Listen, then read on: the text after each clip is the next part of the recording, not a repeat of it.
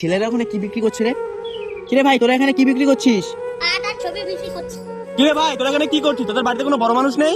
বাবা 5 বছর থেকে বাইরে থাকি, একটা টাকাও পাঠাই না, ওই জন্য আমি আর্ট করে ছবি বিক্রি করি।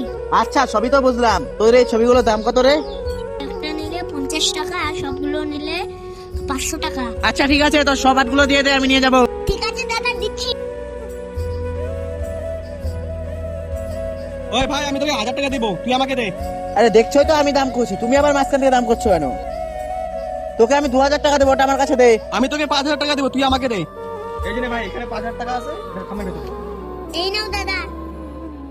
কি খুব উপকার করলো, এই টাকাগুলো দিয়ে আমি মা চিকিৎসা করতে পারবো। রে, তুই এই 500 টাকার জিনিস 5000 টাকা দিয়ে নিলি, কি হলো এটা? তাহলে শোন ভাই, ওর মাটা খুব অসুস্থ আর ও অনেকদিন থেকে বাইরে আছে, কিন্তু টাকা পাঠাচ্ছে না, যার জন্য আট করে আট বিক্রি করে, তাই আমি এত টাকা দিয়ে কিনলাম। আরে ভাই, তুই ঠিকই বলেছিস।